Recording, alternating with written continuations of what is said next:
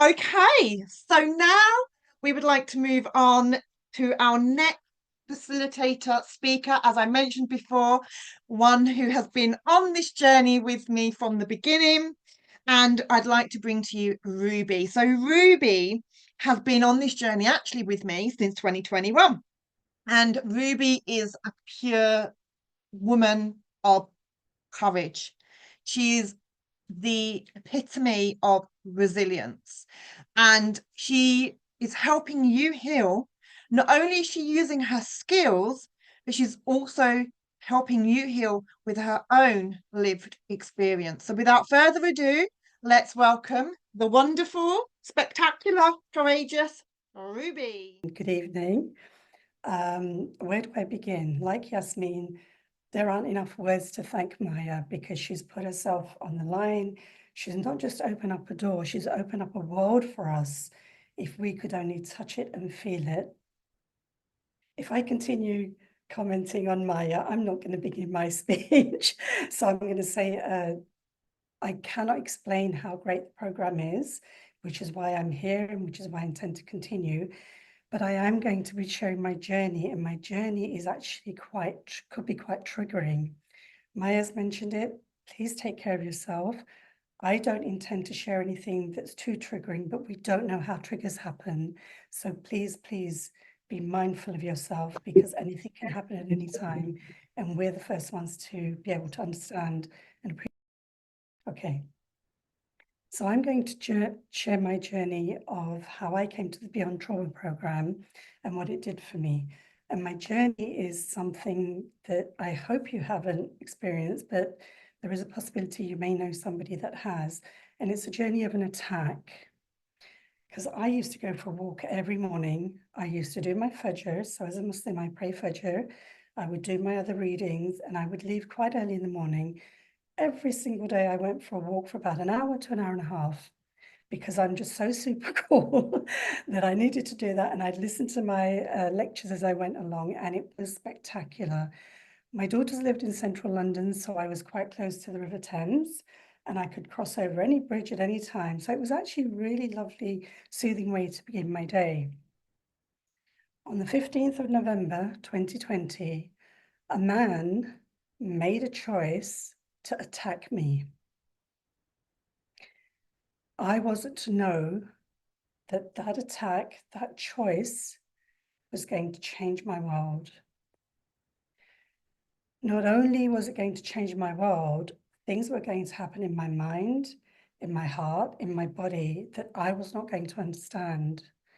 And had I not found this program, I would be lost even now.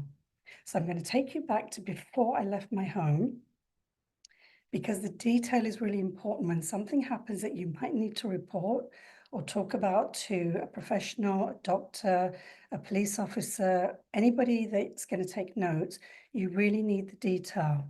So I left my home armed with my jacket, my walking shoes, and I had an umbrella. And as you can tell, I covered my hair, so I had my turban on, but I chose to take an umbrella, and it wasn't one that folds over, it was a long one. So you can walk with it as a walking stick. When this man decided to attack me, he came from behind and squeezed me so tightly, I thought I was going to die. I thought he was going to hurt me and harm me, and I was worried about my children who were at home. I thought, they're not going to see me again, and I'm not going to see them again. And the other thought that was in my head, which is really conflicting, was I work in criminal justice, so I work with people who've been abused. So I'd worked with a lot of people that had been attacked, unfortunately raped, and so I knew their stories. So I had another narrative in my mind. So I had all of this happening at the point of impact. And the reason I share that is because our thoughts and what's happening in our body is really important for us. We have to identify what's happening to us and not let a professional who's worked with hundreds, maybe thousands of cases, override our thinking and our narrative. Because when we shift from what we believe, we lose who we are and we're healing something that doesn't need to be healed. Anyway, what happened after that, he threw me to the ground and I didn't fall over. I rolled over as God was protecting me. In that instance, I heard the tail end of a scream. So I must have screamed when he attacked me. Again, I have no conscious memory. As I screamed and got up, I realized there was nobody there. It was COVID. I decided I was going to fight back. He wasn't going to do this to another woman while I was alive. Very simple thought pattern. I didn't care what the result was. I was going to fight. So I got up and I went toward him. I'm going to stop the story there for now. I will hope to pick up on it at the end.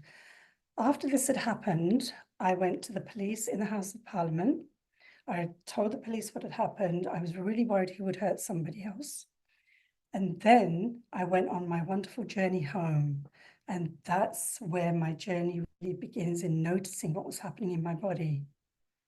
Things started happening in my heart. There was this kind of pulsating heartbeat, but not. My chest started feeling things that I couldn't identify. And then I started crossing the bridge. I had to cross Westminster Bridge to go home. Every young man I saw, anybody in their 20s and 30s, became a fear factor. Something in my head was saying, you have to be afraid of them. And again, the conflicting thought was, no, I don't. I'm not scared of him. He can't do anything. But I didn't know what was happening now in my body. I crossed the bridge, and because I work in criminal justice and I've worked with so many abusers and so many victims, I had all these stories charging at me, and I started thinking about the children that I'd read reports on. And there was one that came to mind in a really powerful way. It was a 15-year-old boy who'd been abused by somebody. He'd written his story and he said, I have to share this story, not necessarily because I want to, but I want to prevent other people from being harmed. In that journey, he also shared with us that he was still waking up crying. He was still waking up sweating at nighttime, pulsating heartbeat. He literally shared scenes that you see in a movie where somebody's lying down, bolts up into the bed and is sweating because of what was done to him. And I started thinking how brave they were, which I'd always believed. But at this point, it kind of became a bit of a spike. Again, all these conflicting feelings were going on inside my body. I managed to get home, and this is actually quite dangerous, what I'm about to share. I just started telling my daughters everything. I've just been on a walk. This is what's happened. He did this to me. And I just continually I was offloading. In the offload, my daughter said, Ummi, are you okay? And I'm sitting there going, yeah, this man did this, you know, all the words are not coming out, and I'm speaking so fast. She said, Ummi, are you okay? Sit down. I sat down, and she said, you just told me that you've been attacked, that a man has attacked you. And I said, yeah, that's what just happened. Why am I sharing this part? Because we get so affected, we don't differentiate with what is a normal conversation with something that's so triggering and so painful. When I look back on it, I sit there and I go, oh my God, I came home and I scared my daughters to death. And then as we calmed down and we went through the story again, we just sat down and they said, Ami, do you know you're bleeding? And I said, what are you talking about? My knee was bleeding. My trousers had a big hole in them because when he pushed me down, I'd fallen and grazed my leg. Blood had started. I had no memory of this. And then on top of that, I had an umbrella. This is why I told you about the detail. At the beginning, I'd taken this long umbrella with me. I'd been on this journey. I'd had a very difficult time. I didn't know that I had an umbrella. And it's really critical when you then share this with a professional that they have your detail. Anyway, after this, because I'm the brave soul that I am, and because I knew from childhood that if you fall, you need to get up and start again, I was going to go for my walk the next day, which I did. No problem, same routine, put my turban on, put my jacket on, I've got my walking shoes, and I'm off on my walk. And I took my daughter with me because she was off. This is where it became really, really painful and difficult and beyond my understanding. I walked less than 100 yards, and you would have thought I'd run a marathon. I couldn't breathe. I was huffing and puffing. I did what a runner does after a marathon. You know, when you fold forward and you just drop your head to regain your breathing, take it back down. And the problem is, it didn't really go down, but I was still going to go through this. We spent a good few minutes just in that spot, and then I went again. Same thing happened, had to stop. And the third time, my daughter said, "Mum, you're not well enough. We need to go home." And of course I'm well. There's nothing wrong with me. Did the next journey. So I was probably out about 20 minutes that day and decided that there was definitely something wrong. Went home, didn't really think twice about it. Same thing the next day, same thing the next day. Fortunately, I had told family and friends and had a pretty good reception, except one person said, "Ruby, do you want to go on a trauma program?" And I immediately, no thought about it, yes. I'd been doing this walk now for 2 or 3 weeks since the attack, and that's when I met Mayameen. That's when I found the program. That's where the real healing began. I started learning things I didn't know existed. Apparently, our body has this safety mechanism. And of course, we all know about it, because when we're raising our children, what's the first thing we do? When they go near something warm, we tell them not to touch it. What do our children do? They touch it. What happens? They scream and they learn, "I shouldn't have touched that." But their safety mechanism is cyclical. You do something wrong, you get a jolt, it goes back into place. That's not what happens with trauma. It goes crazy. And this is part of the reason that this program is so critical for somebody that's experienced trauma, any trauma. Resetting our safety mechanisms, so I'm not going to go into the technicality, but the amygdala, resetting that is crucial in our healing. But if you don't know that it's out of sync, how are you going to set it? How are you going to reset it? How are you going to recognize that right now my system's gone crazy and it's not me? That's another really powerful point that I learned in the program. When you start thinking you're going crazy because you can't explain what you're doing, it's not you going crazy. People don't understand what trauma does to your body, to your mind, your physicality. And then when you try to explain it, it does sound crazy, because what's happening to you is not heard and understood by them. I found that throughout my journey. So I've now got the amygdala in place. Okay, I've got to do something here. What I didn't understand was, why was I still huffing and puffing? Because I'd now been going on my walks daily, been at least 3 or 4 weeks. I was still stopping, a little bit less. And then I had to go back to work. So within about 4 weeks of my attack, I returned to work. And that's when things escalated on another level that I could not have imagined. I was experiencing pain I couldn't explain. It was leaving me exhausted. I would go home after work and be completely wiped out. When it happened 3 days in a row, I ended up in A&E, accident and emergency. Wonderful doctors, wonderful nurses, great professional staff. I had my urine tested, I had my blood tested, and all the other things that they do. Everything came up perfect. What does that teach us?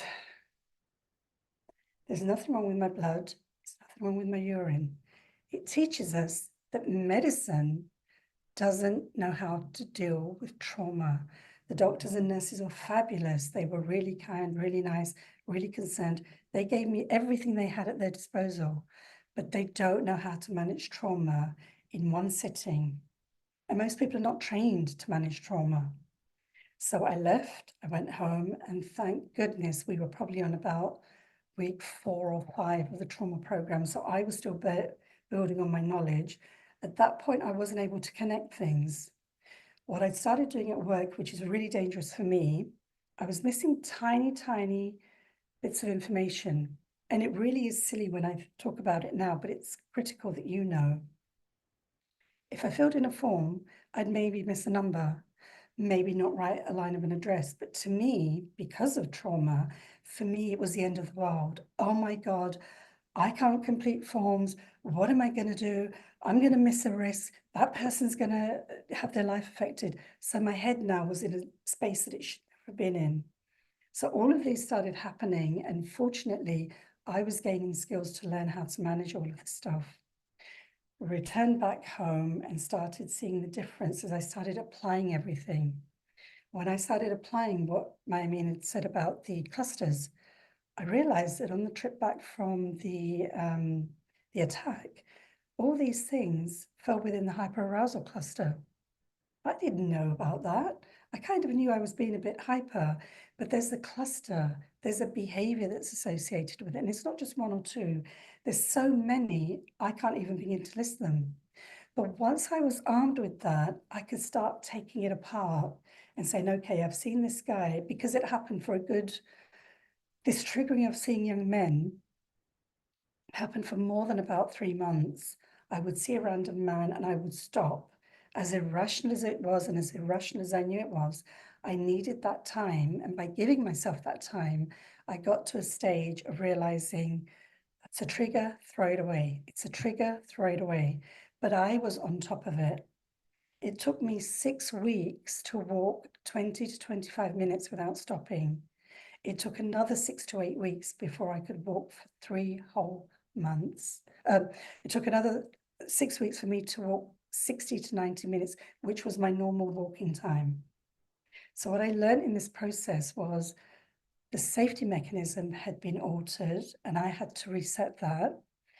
What adrenaline was doing to my body was way beyond my control, and I just had to work that through because it got kicked off at certain times.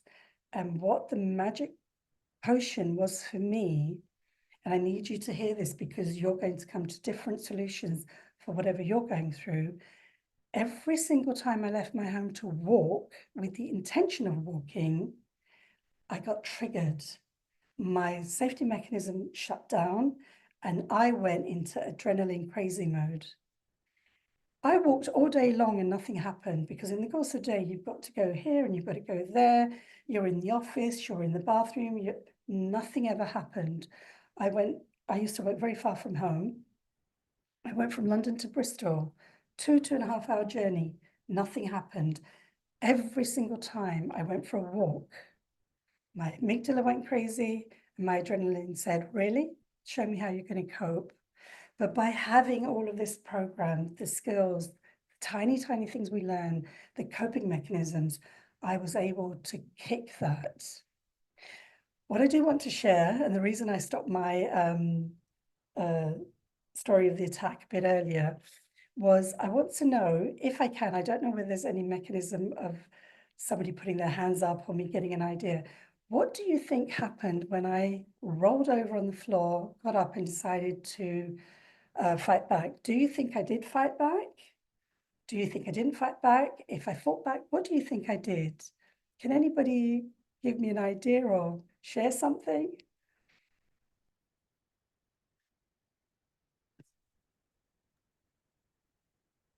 So I would probably think that you froze. Saida said you froze. Simon said, I think you went for him. Amina's saying you used the umbrella. Yasmin saying, I think you fought back. So yeah, we've got some real mixed responses coming. I think you went for him. I Was one of did. them. I Yeah. So yeah, went for very him. mixed response we've got between the froze, you didn't fight back, Yeah, or you froze. yeah. You've used your umbrella. Yeah. I went for him. I got up, I went for him. And this is the point you can all start laughing because everybody always does. I went for him. He said sorry. He said sorry 3, 4 times. I looked up at the sky, and because I believe in a God, I thank the Lord. And then the next stage is probably the part you want to laugh at. What do you think I did next? And I have to put my eyes down here. Come on, Okay, I'm Ruby. just going to tell you. I chased him. I started chasing him and I started catching up. And the reason I've left it to the end, that's what adrenaline does.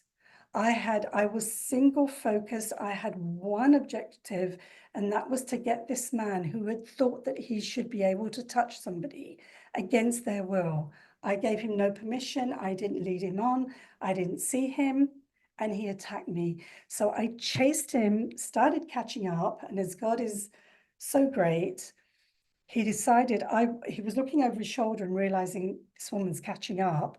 And when I was probably less than 2 meters from him, he stopped and shot back the other way, which was my saving grace, because I wasn't going to chase him the other way. There was nobody there. It was COVID. The direction he was running in, there were probably going to be people. And that adrenaline from that day took months to get worked out of my body. And I had to work at it diligently. The outcomes for me were fantastic because of the program, because I had Mayameen, who knows so much more about so many different traumas. What I know, and I'm a criminal justice professional, is that I didn't ask for that. This man, in making that choice, affected my life in a way that I cannot imagine and destroyed the actual world that I live in. I had to reset that, and I'm really passionate about helping people to stay in their truth and work with that, which is why I'm supporting this program the way that I do, because you can and you will make it through, because we have all of that within us. Everything is there. Mayameen's program helps to tease it out. And the strongest thing about the program is you do it in your time, the way you want. Nobody overrides your story and tells you what to do. It's about you.